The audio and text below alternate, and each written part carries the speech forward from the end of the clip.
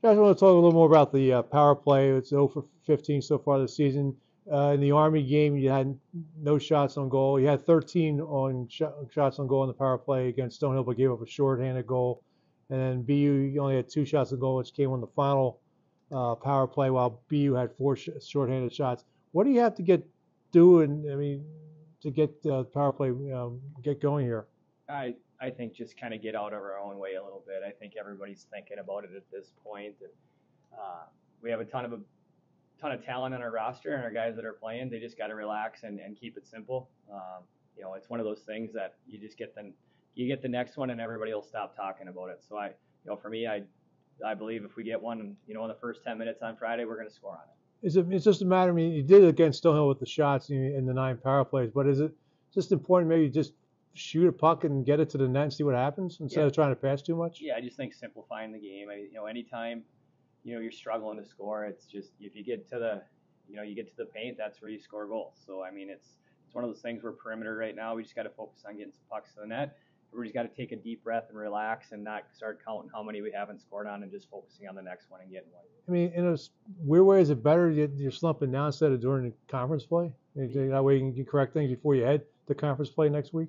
Yeah, I think, it's a good way to look at it. At the end of the day, we're just kind of trying to get better every single day and then focusing on our next opportunity. And, again, it would be nice to to have 10 power play goals already, but at the end of the day here, it's just about, taking one step at a time. What were some of your other big takeaways, obviously, from the split, winning Stonehill and then, playing at BU? What were some of your biggest takeaways from the weekend? We faced a lot of adversity, just whether it was, traveling on the bus and, taking 5 or 6 hours to get there when it shouldn't have taken that long to,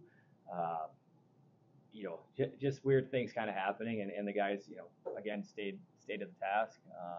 I thought Saturday, it was encouraging just the way we played the first 10 minutes where we really, we felt like we controlled the first 10 minutes of the game, but, we didn't find a way to finish one, and then they got one, and then we just, got away from our game plan a little bit. Playing Mercyhurst for 2 this weekend. What do you know about Mercyhurst? It's been 20 years since they've been in this building. Yeah, they play with a lot of pace. I've watched a few games now, and they had a lot of line rushes, against RIT and Bowling Green. A lot of quality opportunities. They skate really well.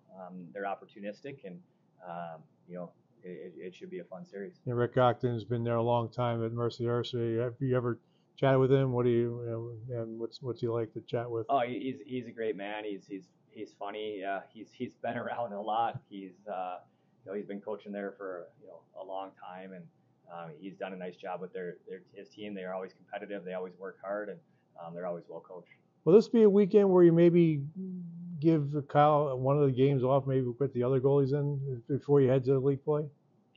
Yeah, we haven't really, discussed that at all. I think we're at the spot where, the other guys have been working hard, and everybody's fighting for ice time and opportunity. Kyle is too. I think he's always, he always wants to be in the net, just like those two are always trying to earn their way in. This weekend begins a stretch of 8 straight games where you stay in the Capital Region, 7 home, and the 1 at RPI next Friday. How good is it you don't have to really go anywhere for the next month? Yeah, it's a great schedule for us. You really look at it all the way through Christmas here. We don't have to go too far. So, for us, we want to, just focus on Friday night here and getting off to a good start at home, and then just build from there.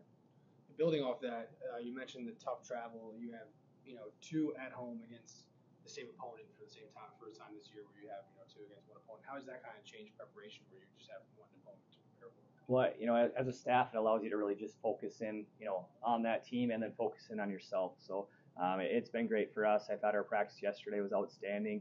The guys really worked. I thought that they, competed to finish and score goals, and I was really excited about it. So a lot of our attention this week is going towards us. Yeah, 6 of the 8 games I think you play are against 1 opponent. Mercyhurst, RPI, Alaska coming in, Alaska Fairbanks or Anchorage, I think. Is it Fairbanks? Yeah. Fairbanks, yeah. So has that make preparation a little easier? It's night and day. When you have to prepare for 2 teams, it's a lot, and just to have the 1 team is nice, and it really allows you to have catch your breath as a staff and just focus in on our team.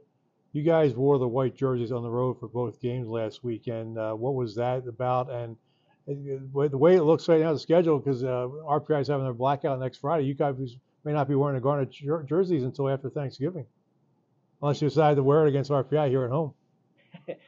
So there was a little bit of just a jersey error. There was it went missing, so we were able to call Stonehill and BU and just switch to the whites, and we still haven't. We're still missing it. So still missing the road jerseys. Yeah, so we got a new one ordered, and we'll hopefully have it here soon enough.